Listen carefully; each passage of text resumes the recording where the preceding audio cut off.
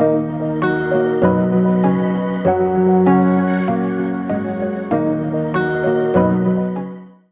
वालेकुम नाजरीन, बड़े अरसे बाद पाकिस्तान के लिए कोई अच्छी खबर आई है और वो है डॉलर का गिर जाना और रुपए का मजीद मुस्तहकम होना।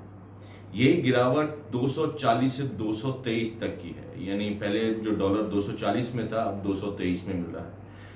इतनी बड़ी एकदम, और ये भी 2-3 दिनों के अंदर अंदर गिरावट समझिए रिकॉर्ड है पाकिस्तान की तारीख में। इससे पहले इस तरह की गिरावट कभी नहीं देखी गई। पाकिस्तान के अंदर रुपए के इस कदर मजबूत होना, इसकी क्या वजह हो सकती है? कोई ऐसा इवेंट हो, ये जो हमारी जो फॉरेक्स की मार्केट है ये स्पेकुलेशंस के ऊपर चलती है। आपने अक्सर देखा होगा कि जब इलेक्शन हो रहे हों या तो रुपया गिर जाता है, फिर जब पार्लियामेंट बन जाती है तो फिर अचानक से मुस्तहकम हो जाती है। तो वो क्या है कि अब इस्तेहकाम आना शुरू हुआ। तो अगर हम पाकिस्तान की जो हालिया तारीख और पिछले चंद दिनों का मुआजना करें तो देखते हैं कि कोई ऐसा खास वाक़या हुआ नहीं है। अपोजिशन इसको ताबीर कर रही है जी, इमरान खान साहब के खिलाफ जो केस आया है फॉरेन फंडिंग का, उसके साथ जोड़ रही है। लेकिन इमरान खान साहब इस वक्त पाकिस्तान की सबसे बड़ी सियासी जमात के सरबराह हैं, और ये वो लीडर हैं कि जिनके कहने न कहने से इनके खुशी और गम दोनों में आवाम खुद से निकल जाती है। तो ऐसे लीडर के खिलाफ फैसले आने से मार्केट का गिरना बनता था, चढ़ना नहीं बनता था। ज़ाहिर है इतना बड़ा लीडर जो इतना पॉपुलर है, जिसको आवाम इतनी सपोर्ट कर रही है, उसके खिलाफ फैसला आएगा तो आवाम के अंदर एक जो है बददिली फैलेगी, और उस बददिली के ऊपर ही मार्केट जो है इन्हिसार करती है। लेकिन ऐसा हुआ नहीं है। और क्या हुआ है, और एक जो कयास आराई की जा रही है वो है जो मैंने आपको बताया था कि अफगानिस्तान के अंदर अलकायदा के जो उसामा बिन लादेन के बाद के सरबराह हैं ऐमन अल ज़वाहिरी, उनके ऊपर अटैक हुआ और वो उन्हें अमेरिकन जो प्रेसिडेंट हैं उन्होंने अपने बयानिया में बताया कि जी वो हलाक हो गए।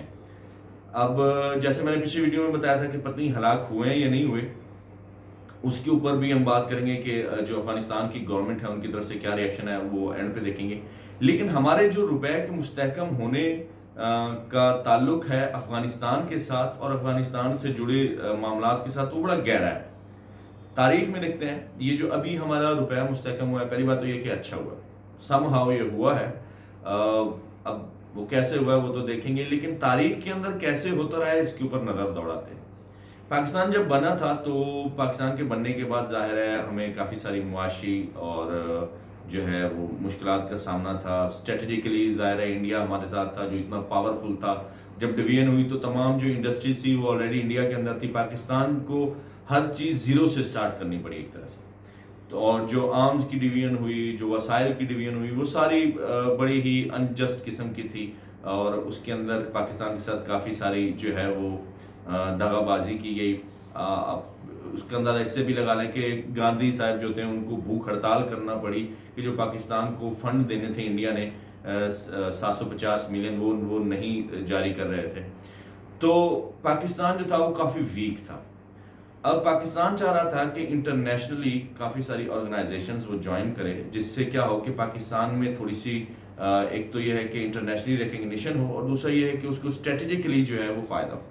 इसी के करते पाकिस्तान ने सीटो ज्वाइन किया, south east Asia treaty organisation, CentOS join किया जिसे बगदाद पैक्ट भी कहते हैं।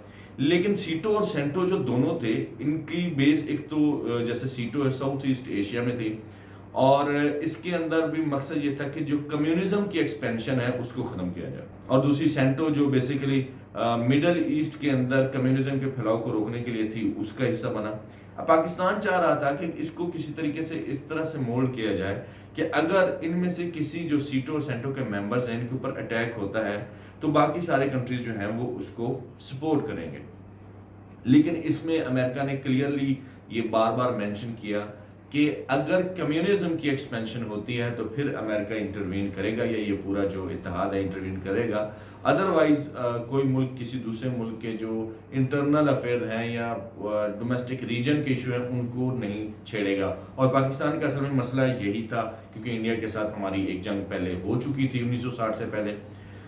तो हुआ ये कि अमेरिका ने एक और ऑफर किया हमें। अमेरिका ने कहा कि अगर आप हमें अपनी जो है वो बेस दे दें, एयर बेस दे दें, जिससे हम क्या है कि सोवियत यूनियन जो उस वक्त यूएसएसआर था उसके ऊपर सर्वेलेंस कर सकें, तो फिर हम आपको स्ट्रेटेजिक एड देने पर जो है एग्री करते हैं। اور یہ پہلا واقعہ تھا جیسے جہاں سے ہمارے روپے کے مستحکم ہونے کا، ڈالروں کے آنے کا اور یہ سارا سلسلہ شروع ہوتا ہے۔ ہم نے پہلی دفعہ جو ایئر بیس تھی وہ بڑا بیر ایئر بیس تھی، اور یہیں سے جو ہے امریکن سپائی پلینز اڑتے تھے اور وہ یو ایس ایس آر کی جو سرویلنس کرتے تھے۔ اسی میں ایک بڑا فیمس انسیڈنٹ ہوا تھا U-2 سپائی پلین کا، اور وہ U-2 سپائی پلین جو تھا وہ بڑا بیر ایئر بیس سے ہی اڑا تھا۔ وہ ہوا یہ کہ یو ایس ایس آر نے اس کو کیپچر کر لیا۔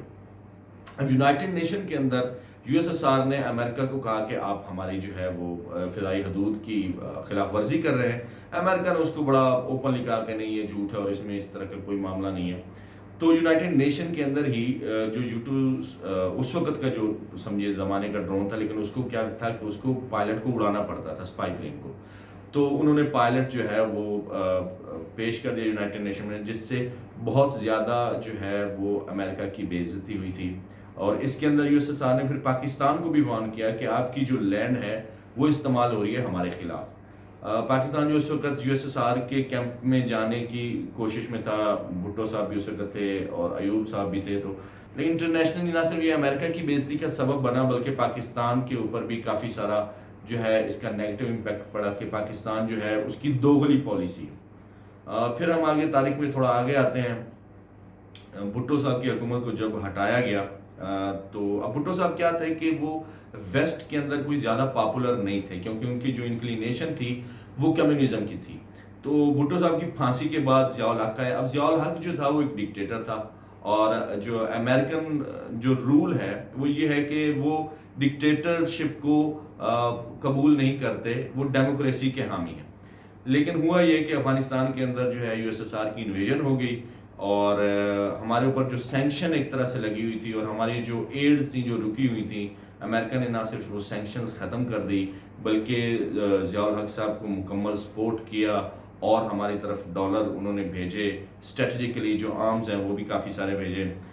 لیکن پھر کیا ہوا کہ یو ایس ایس آر کو جب افغانستان سے نکال باہر پھینکا افغانیوں نے اور پاکستانی فوجیوں ISI اور امریکنز کی مدد سے، تو اچانک سے امریکہ اور ہمارا رشتہ پھر سے ٹوٹ گیا۔ اور اس کی دہائی جو ہے وہ ایسی تھی کہ ہمارے اوپر سینکشن بھی لگ رہی تھی، ہماری وہ جو ایڈ تھی، اسٹریٹجیکل جو ایڈ تھی وہ بھی ختم ہو گئی، اور جو اکنامک ایڈ تھی وہ بھی USA نے ختم کر دی۔ پھر آتا ہے چلتے چلتے جمہوریت اور جو ہے پارٹیوں کی آپ مچھولی چلتی رہتی، کبھی نون لیگ کبھی پیپل پارٹی۔ پھر آتا ہے جناب نواز شریف صاحب کا دور آتا ہے۔ نواز شریف صاحب کے دور میں جو ہے 1998 کے اندر ہم نے ایٹمی دھماکے کیے۔ ابھی ان ایٹمی دھماکوں کے اوپر جو ہے امریکہ کا رد عمل بہت سخت تھا، امریکہ نے ہمیں بہت منع کیا، لیکن سم ہاؤ ہم نے کر لیا۔ تو اس پہ کیا ہوا کہ ہمارے اوپر اگین جو ہے وہ سینکشنز لگ گئیں، کئی قسم کی اکنامک سینکشنز، جو ہے اسٹریٹجک سینکشنز، بہت زیادہ جو ہے پابندیاں لگ چکی تھی، اور پاکستان جو ہے وہ ایک تنہائی کا شکار ہو چکا تھا۔ لیکن پھر کیا ہوتا ہے کہ پھر 9/11 کا انسیڈنٹ ہو جاتا ہے، اور پھر سے امریکہ کو پاکستان کی سرزمین کی ضرورت ہوتی ہے، جس طرح سے سوویت یونین کی انویژن کے بعد انہیں ضرورت پڑی تھی پاکستان کی لینڈ استعمال کرتے ہوئے، انہوں نے افغانستان کے اندر آپریشنز کیے تھے۔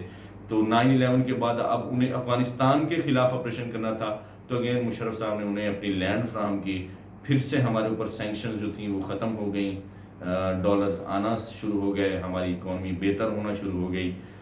پھر یہ جنگ جب ختم ہوتی ہے، اور عمران خان صاحب جس کے بہت زیادہ ناقد رہے کہ جو پاکستانی 70,000 بے گناہ پاکستانی اس جنگ کی لپیٹ میں آئے، ہماری اکانومی جو ہے وہ تباہ و برباد ہو گئی ان چند ارب ڈالروں کی عوض، جو کہ ہماری اگر اکانومی اسٹیبل رہتی تو اس سے کئی گنا زیادہ ڈالرز جو تھے وہ ہم خود ہی کما لیتے۔ تو یہ جو ہماری زمین کا استعمال اور ڈالروں کا آپس میں بڑا گہرا تعلق ہے۔ اب آتے ہیں کہ ایسا کیا ہوا کہ پاکستان کے اندر جو ہے روپیہ اتنا مستحکم ہوا۔ تو ایک کیس جس کو لنک کیا جا رہا ہے مبینہ طور پر، جس میں ابھی تک کوئی ایویڈنس نہیں آیا ہے، وہ یہ ہے کہ جو ایمن الظواہری کو قتل کیا گیا ہے اس کے لیے جو ڈرون اڑے ہیں وہ پاکستان کی سرزمین سے ہی اڑے ہیں۔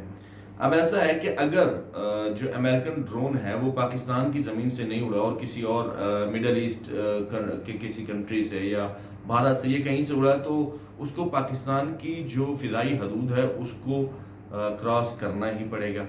ایران ڈیفینیٹلی ایسا ہونے نہیں دے گا۔ تو پھر بھی سم ہاؤ اس کا کچھ نہ کچھ لنک ہو سکتا ہے، بنتا ہو، اور پاکستان کی سرزمین استعمال کر کے ہمارے اوپر ڈالروں کی پہلے بھی بارش ہوتی رہی ہے، اور یہ نظر کرم شاید اسی کا ہی شاخسانہ ہو، لیکن ظاہر ہے اس کے اوپر ابھی تک اسپیکولیشن ہے، کوئی کنکریٹ ایویڈنس نہیں۔ اب اس میں دلچسپ جو صورتحال ہے وہ افغانستان کی طالبان حکومت کا رد عمل ہے۔ افغانستان کی طالبان حکومت نے ابھی آپ کے سامنے چلے گا، انہوں نے بڑا واضح طور پہ امریکن گورنمنٹ کو کہا ہے کہ پہلی بات تو یہ ہے کہ ہمیں اس کا قطعی کوئی علم نہیں تھا کہ ایمن الزواہری جو ہے وہ کعبہ میں موجود ہے۔ اگر آپ کے پاس کوئی ایویڈنس ہے تو ہمیں وہ شو کریں کہ ایمن الزواہری یہاں پر موجود تھا۔ ہم بھی انویسٹیگیٹ کر رہے ہیں، ہم بھی اس کو دیکھ رہے ہیں کہ کیا واقعی ایمن الزواہری یہاں پر تھا یا نہیں تھا۔ دوسرا، آپ نے وائلیشن کی ہے کہ افغانستان کی سرزمین کے اندر ہم سے پوچھے بغیر انویژن کی ہے، جو کہ دوحہ کا جو ہمارا ایگریمنٹ ہے، قطر کا جو ایگریمنٹ ہے، اس کی یہ خلاف ورزی ہے۔